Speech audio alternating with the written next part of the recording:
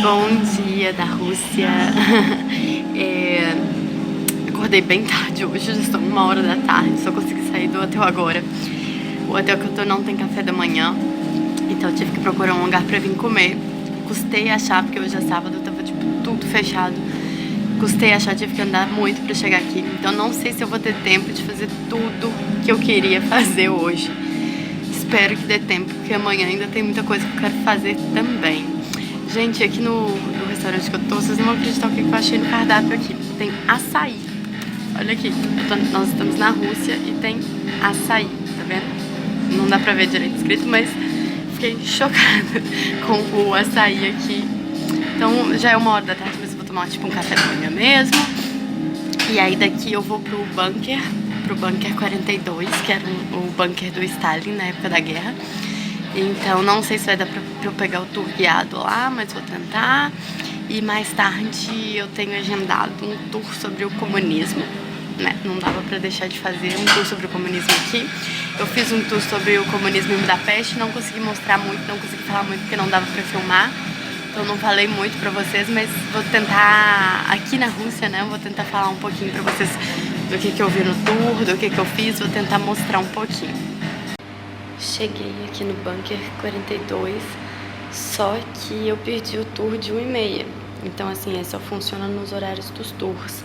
Eu perdi o tour de 1h30, cheguei aqui, era 1h50, então vou ter que esperar o tour de 3h30. Então vou ter que ficar tipo 1h30 aqui plantado esperando. E assim, é muito tempo pra esperar, mas é pouco tempo pra ir em outro lugar e voltar.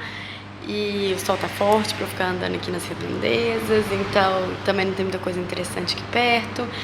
Então eu vou sentar aqui e esperar mesmo. Eles não são muito de boa também pra dar informação do que eu poderia fazer aqui perto. Eu tentei conversar, mas eles são super sérios, me cortaram. Então, eu não sei, minha internet não tá funcionando aqui, porque afinal é um bunker feito para proteger de bomba atômica, então imagina o sinal do Wi-Fi, né? Não pega nenhum aqui dentro. Então eu tô sem internet, vai ser 1h30 esperando sem fazer nada. E eu não sei o que tem nas redondezas que eu possa fazer, porque a internet também não pega pra eu pesquisar, então eu vou sentar aqui mesmo e esperar, tá quente lá fora. Não custa nada esperar 1h30, porque é uma coisa que eu quero muito fazer. Só espero que... Aí eu perguntei quanto tempo dura o tour também, ele também não me respondeu, ignorou total. Porque eu tenho... O tour vai começar aqui 3h30 e eu tenho um tour agendado 5h30 sobre o comunismo. Então eu só espero que dê tempo de pegar meu outro tour. Mas se não der tempo, eu ainda tenho amanhã, vamos ver o que dá pra fazer. Tem várias placas e jornalzinho e um monte de coisa. Deve ser super interessante o que tá escrito, mas jamais saberei, porque tá tudo em russo e não tem nada em outra língua traduzido. Então seria um bom passatempo ler e ver isso tudo, mas não tem jeito porque é tudo em russo. Yeah, no flash. Soviet analog of Coca-Cola named by... Gente, vocês conhecem Sorte de Viagem? Eu acabei de ter uma gigante. Eu tava lá esperando, né? O horário do tour, que era 3h30. Passou uns 10 minutos. Chegou uma família americana com um guia pra fazer o tour. Aí eu falei com eles, nossa, mas parece que o próximo tour em inglês é só daqui 1h30. Não sei o que. Eles falaram, espero que não sei o que. Passa um pouquinho, veio o guia deles com o oficial, porque quem faz o guia é um oficial do exército, falando, nós vamos começar o seu tour agora. Aí eu falei, que eles pagaram um tour privado, só pra eles. E aí eu falei, mas eu não posso fazer junto com eles, é tudo em inglês mesmo, pra eu não precisar esperar. Aí inicialmente o militar falou que não, porque eles tinham pago privado e aí não seria justo e tal. Só que aí eles, como eu já tinha ficado conversando com eles começaram, deixa ela fazer com a gente, não tem problema não, tadinha. Vai ter que ficar esperando mais 1h30, deixa ela fazer com a gente, não tem problema. E aí eles deixaram, e aí eu fiz o tour junto com uma família americana, um tour privado. Aí eu paguei o que eu iria pagar num tour de 50 pessoas. E fiz o tour naquela hora com só eu e mais 4 pessoas. Foi muito legal, foi uma das melhores experiências de viagem que eu já tive. É fantástico o tour. Você vai descendo no bunker, são como se fosse 18 andares pra baixo, são 65 metros. O bunker é gigante. E assim, ainda tem as máquinas que tinha lá no período soviético. E tem a sala de onde a bomba atômica seria detonada em caso de invasão ou coisa do tipo, ou caso de ataque. Então ainda tem a máquina, as duas máquinas que iriam detonar a bomba atômica. E aí ele pede 2 voluntários, né, do grupo pra fazer a simulação de como seria a detonação. Claro que eu não fui porque eu já tava de penetra no tour dos outros, né. Aí foram os 2 filhos da família. E aí ele ensina como que faz a detonação. E ele vai criando. Não pode filmar lá dentro, pode tirar foto em alguns lugares. Durante a simulação não pode nem tirar foto. Então assim, ele vai simulando a situação e falando: acabamos de receber a notícia que nós estamos sendo atacados, a gente precisa detonar. E aí ele já ensinou pra eles como detonar. E aí vai aparecendo assim aquelas coisas vermelhas assim, e que eles têm que apertar o botão vermelho pra detonar a bomba, entendeu? Então é muito legal. E assim, ele cria totalmente a atmosfera de como se a coisa realmente estivesse acontecendo. E tem um telão na frente que aí na hora que eles detonam a bomba começa a mostrar o que aconteceria se eles tivessem realmente detonado a bomba. É muito legal a experiência, assim, e o mais legal é que a gente está falando de uma coisa que poderia ter acontecido, mas não aconteceu, graças a Deus, porque se isso tivesse acontecido, seria uma coisa triste de fazer esse passeio e tudo. Mas como não aconteceu deles precisarem, né, detonar a bomba, e aqui toda a situação, assim, realmente você se sente como se aquilo realmente estivesse acontecendo naquele momento, é muito legal. E aí depois tem um outro túnel que você entra, e aí ele fala: esse túnel aqui liga na linha circular do metrô, vai andando que eu vou pegar um negócio e encontro com vocês. E aí no que a gente entra no túnel, ele tranca a gente lá dentro, e aí a gente já fica assustado. E aí de repente começa como se o bunker estivesse sofrendo um ataque, e como se um ataque nuclear estivesse acontecendo em Moscou. E aí começa todas as luzes a piscar, e aí você não enxerga nada dentro do corredor, e falando que é pra prevenir que tá vindo um ataque, e que é o que realmente aconteceria nesse caso. Então assim, você leva um susto danado, você não tá preparado para aquilo acontecer. E realmente, de novo, você se sente naquela situação. É tudo muito perfeito. Tem uma outra sala também que... tem todas as máquinas, né? Tem os telégrafos que eles usavam, os decodificadores, as mesas, tem tudo. E essa sala a gente pode mexer em tudo. Você pode falar no telefone, porque todas as máquinas ainda estão funcionando. Você pode apertar os botões para ver o que acontece. E é muito legal o tour, é muito legal. O oficial que estava com a gente, que guiou o nosso tour, ele era muito gente boa, super aberto para as perguntas e tudo. Então assim, foi muito legal o tour. E aí a gente perguntou pra ele se tem outros bunkers desse tipo aqui em Moscou e na Rússia. Ele falou que tem muitos. Aí a gente perguntou: e aonde? Ele falou: não posso falar porque ainda tá em uso. Aí eu perguntei pra ele se ele conhece. Ele falou que já trabalhou em alguns, mas que são bunkers que ainda estão em uso em caso de real necessidade, que esse foi desativado e hoje só funciona como se fosse um museu realmente, mas que tem muitos, ele falou, tem muitos, não são poucos ainda em uso. Então que provavelmente a gente passa aqui e nem sequer vê, porque o próprio bunker, por cima, ele era um prédio comum. Eles fingiam que era uma livraria para as pessoas não, tipo uma biblioteca, para as pessoas não desconfiarem que ali embaixo era um bunker. Então, e que o primeiro andar do prédio, eles fingiam que era um prédio normal, mas que o primeiro andar era todo de concreto para proteger a entrada, e só em cima que tinha janelas e tal, e que os militares todos os dias eles tinham que ir lá e tipo assim, fingir que eles estavam numa livraria para as pessoas em volta acharem isso e não desconfiarem que embaixo era um bunker e de onde tinha tudo para detonar uma bomba atômica. Outra coisa bem legal também, aqui nas paredes, assim, tipo, tem um túnel, eu vou postar foto, vocês vão ver melhor. Tem tipo um túnel, assim, e ele é todo de ferro.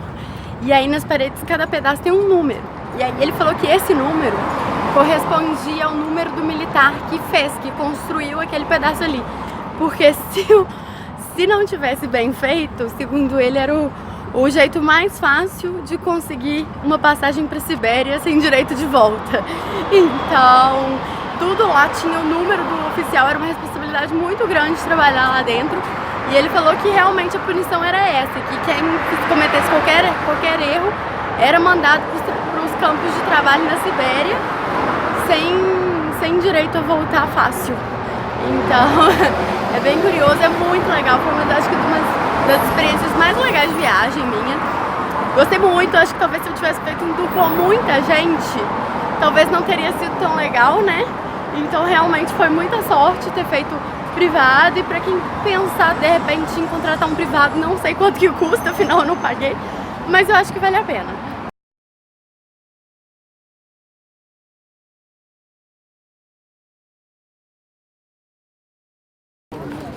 Eu não sei ao certo o que tá acontecendo aqui, mas tá acontecendo tipo um festival de verão com shows e essas coisas, e tá lotado, e tem vários palcos aqui perto da Praça Vermelha, não na Praça Vermelha, em volta, com shows diferentes, e tá lotado. Só que eu não consigo saber exatamente o que é, se é um festival, porque tudo que tem placa com os horários de show tá tudo escrito em russo, eles não tem nada em inglês.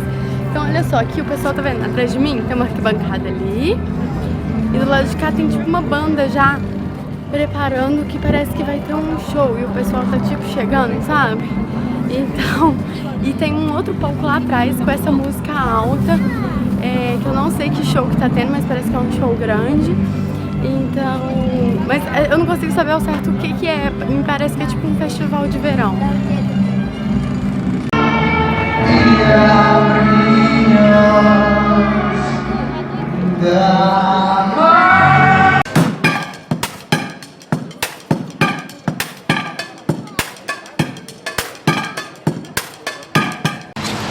Aconteceu uma coisa engraçada agora. Eu fui comprar uma água de máquina, na máquina, porque tava perto de onde o tour vai começar e tal. Eu coloquei 100 rúpias na máquina, que era o preço da água, apertei todos os botões que você imaginar e a água não saiu. E 100 rúpias são tipo 6 reais. Então assim, pra uma água já era caro, eu tenho que pagar mais 100 em outra água. Aí eu chamei uma menina que tem uma loja do lado da máquina pra traduzir pra mim o que a máquina tava falando. Eu achei que eu simplesmente não tava apertando a coisa certa, porque tava tudo em russo. Aí eu chamei ela também tentou, a água não saiu. Aí ela ligou pra um número que tinha na máquina, um número de assistência, passou tipo... E ela não falava nada de inglês, eu tive que explicar isso tudo pra ela, não sei em que língua, mas a gente se entendeu. E aí ela ligou pro número de assistência que tava lá, passou uns 10 minutinhos, o cara chegou e ele nem olhou na máquina se meu 100 tava lá. Eu só expliquei pra ele abriu a máquina, pegou uma água e me entregou. E ele também não falava uma palavra de inglês. Então, tipo assim, foi super estranho a situação da máquina não sair a água, e eu consegui resolver tudo com pessoas que só falavam russo. Gente, eu tô aqui na frente do McDonald's. E aí você deve estar se perguntando, o que tem a ver um McDonald's, né? Tem em todo lugar. Esse McDonald's aqui foi o primeiro McDonald's da URSS, depois da abertura. Quando ele abriu, a guia mostrou uma foto pra gente, ficou uma fila gigantesca, a rua ficou tomada de gente pra poder comer no primeiro McDonald's da URSS. E assim, uma coisa legal que ela explicou, que ela perguntou se os vendedores aqui, se eles eram rudes com a gente e mal-humorados. E eu tenho essa impressão desde que eu cheguei aqui, as pessoas são tipo super mal-humoradas quando você faz uma pergunta em loja e coisa assim.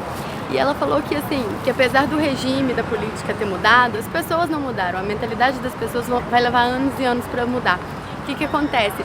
Quando o McDonald's foi abrir aqui, eles tiveram que fazer um curso com os funcionários de como sorrir para o cliente, porque o princípio do capitalismo as empresas precisam dos clientes. O princípio do comunismo era os clientes precisam de você. Não importava o que os vendedores fizessem na época, porque não era uma venda, né? Era cupom e a fila ia estar lá gigante todos os dias de gente precisando comprar um monte de produto e elas só tinham aquela opção, não tinha concorrência, então não era uma compra. Então o princípio do capitalismo e do comunismo era o oposto, e isso ainda está muito internalizado nas pessoas aqui. As pessoas, elas não fazem questão de ser cortês com os clientes, porque eles ainda não aprenderam como ser assim, que isso vai levar ainda décadas para ser mudado, que o próprio McDonald's, quando foi abrir aqui, eles tiveram um problema com isso, porque as pessoas, os funcionários não sorriam, os funcionários não sabiam como tratar as pessoas, e que até hoje isso é um problema aqui. Eu achei o tour sobre o comunismo muito legal. Quem gosta desse período da história, quem gosta de história, deve fazer, porque é muito legal, tem muita informação legal. E, obviamente que é impossível eu falar isso tudo aqui pra vocês, que são 2 horas, quase 3 horas de tour.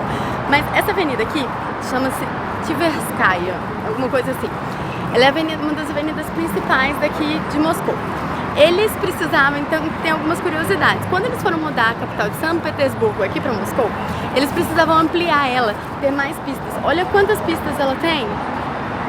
Deixa eu ver, tá vendo? Olha quantas pistas ela tem de carro. E ela tinha mais antes da Copa do Mundo. 4 anos atrás, eles tiveram que tirar algumas para aumentar a área de pedestre por causa da Copa do Mundo. Mas ela tinha mais. E aí quando eles foram, só que quando foi mudar a capital de São Petersburgo pra cá, ela era estreita. E o que precisava fazer? Precisava remover as casas para abrir uma avenida realmente larga no meio. Muitos prédios que tinha nessa avenida eram tombados, então eles não poderiam simplesmente remover. O que eles fizeram? Eles arrastaram as casas. E assim, parece super demorado, mas não foi. Demorava meia hora para remover uma casa, para arrastar ela mais para trás. E aí as pessoas que moravam, óbvio, queria saber o dia que a casa delas ia ser removida para elas se prepararem. Então eles falaram com todo mundo, olha, vai tirar sua casa no dia 12. Quando foi no dia 10 à noite, todo mundo dormindo, eles removiam a casa. E na hora que a pessoa acordava, a casa já estava em outro lugar e eles não tinham nem sentido. Dizem que é verdade, né? A guia contou. Eu achei muito estranha a história, mas parece que é verdade.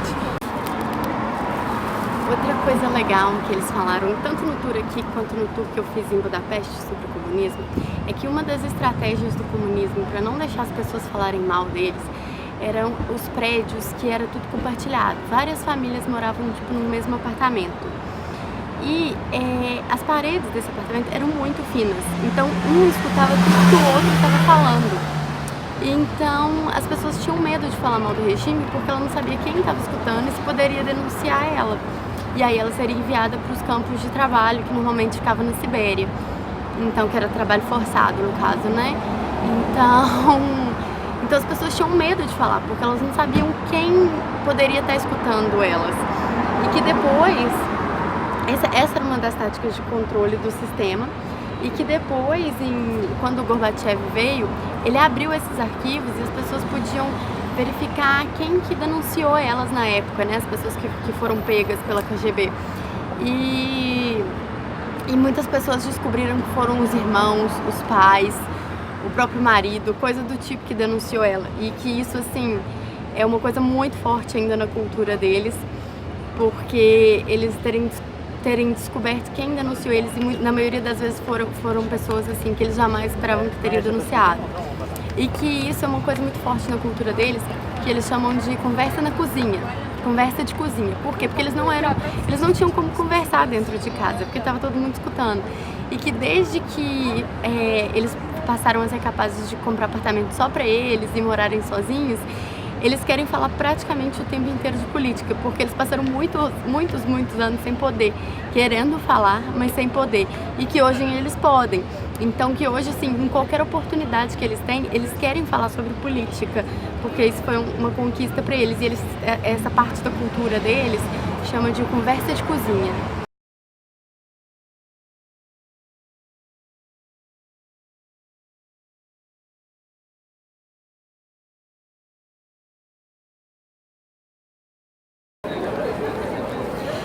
Eu vi tanta coisa legal nesse tour que eu fiz que eu quero contar. Então, e aí o que ela tava falando é que assim, tudo funcionava no sistema de cupom, né? E que as quantidades tinham a ver com o número de membros da família.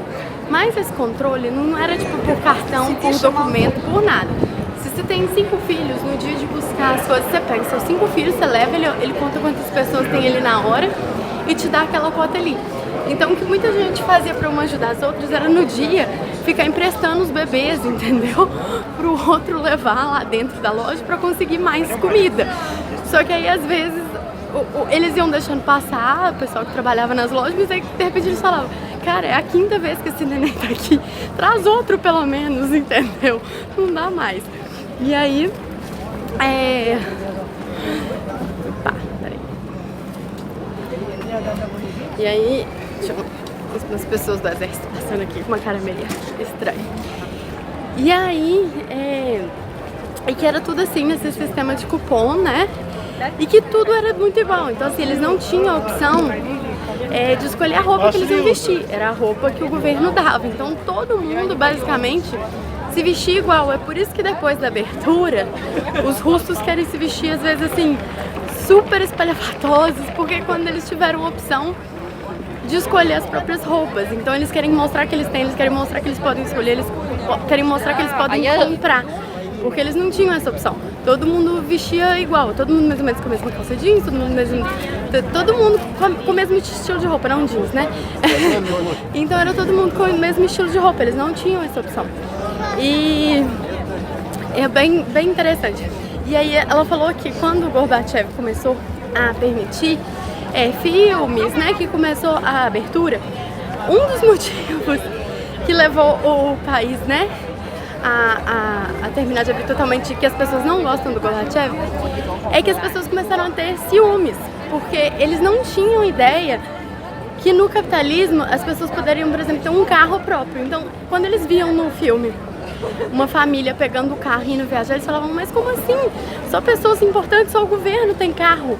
Como assim eles mesmos têm os carros deles? E eles não entendiam como que isso acontecia, porque aqui era impossível. E no tour que eu fiz em Budapeste, do comunismo também, ela estava contando que a fila lá para você conseguir um carro, lá se conseguia ter um carro próprio, só que a fila era de 10 anos. Então você ia hoje, pagava o carro e falava, olha, eu quero um carro. Aí eles iam lá, faziam uns cálculos e falavam, tá bom, a média era 10 anos. Daqui a 10 anos, já tal, você vem aqui que seu carro vai estar aqui te esperando. E aí que eles têm uma piadinha famosa, que é o seguinte, que o cara foi... Peraí, deixa eu passar aqui essa música. Voltando à piada, a piada é o seguinte, o cara foi, chegou lá com o dinheiro, falou, eu quero comprar o carro, deu o dinheiro, eles falaram, tá bom. No dia tal, daqui a 10 anos, você vem aqui que seu carro vai estar aqui. E aí ele pergunta, mas é pra eu vir de manhã ou de tarde? Aí eles falam, não sei se é de manhã ou de tarde. Daqui a 10 anos você vem aqui que o carro vai estar aqui. Não, mas eu preciso saber se é de manhã ou de tarde. E aí o cara pergunta pra ele, mas por quê? Qual a diferença de ser de manhã ou de tarde? Ele fala, não, que o encanador ficou de manhã lá em casa.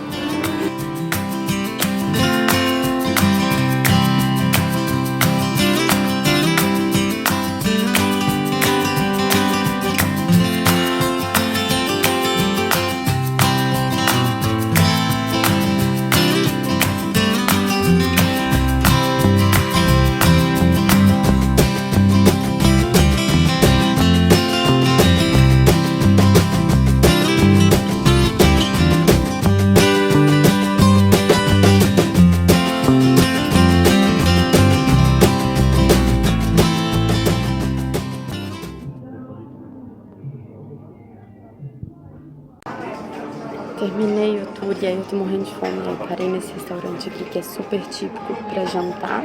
Pedi um menu de degustação que tem várias coisas típicas no mesmo... Vem várias porções pequenas, né, de várias coisas típicas.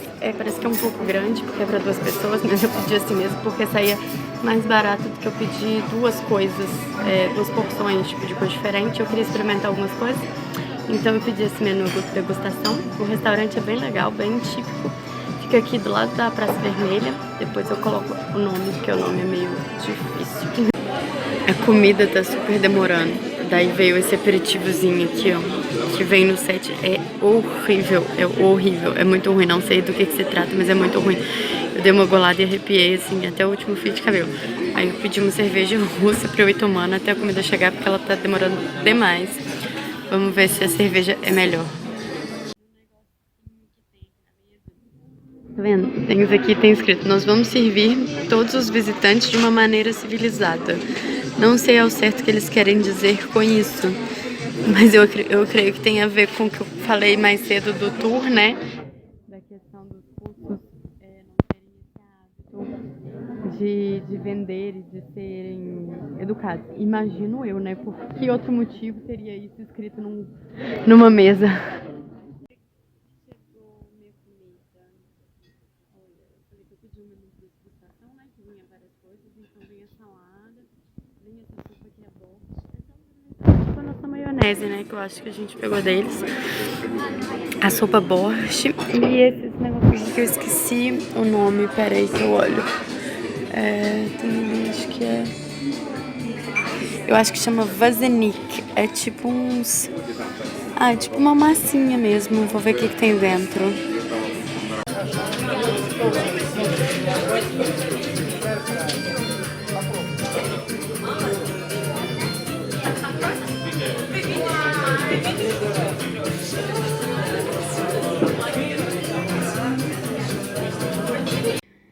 Gente, os chocolates que eu falei que eu comprei lá na loja, né, que é a mesma loja da época da União Soviética, que produz o mesmo chocolate que era o único que eles tinham na época, são esses aqui. Olha, se eu comprei essa caixa aqui de bombom, ela é bem grande, tá vendo? Ó, o tamanho da minha mão.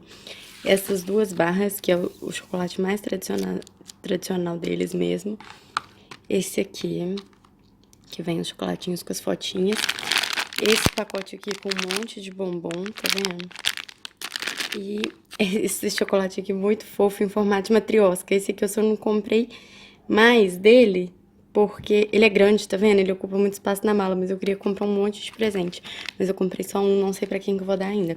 Esses chocolates todos ficaram mais ou menos entre 75 e 80 reais. Não é muito baratinho, mas também não é uma fortuna, porque aqui, esse aqui também, o que foi mais caro, na verdade, foi esse aqui, porque ele é muito pesado em relação aos outros, porque os outros são grandes, mas é caixa, tá vendo? Esse aqui é meio quilo de chocolate mesmo. Então, esse foi o mais caro. Ó, esse foi o mais caro, tem o preço dele aqui, eu paguei 284 rúpias e 68.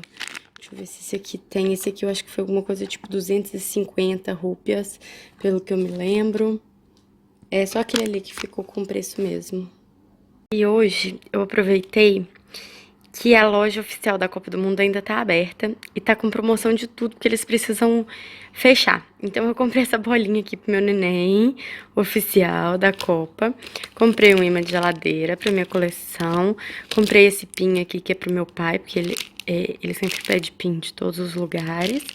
E só que eu não podia comprar nada grande por causa da minha mala, né? Que eu já falei, que eu tô com o peso no limite. Então eu comprei esse meião aqui que é pro meu irmão, que é alucinado com futebol. Aí eu não podia comprar nada grande, então eu comprei o meião.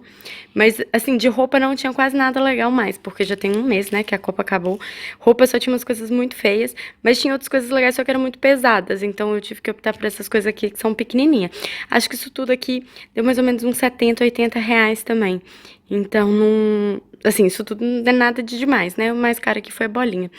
Mas, considerando que são produtos oficiais da Copa do Mundo, eu achei bem em conta.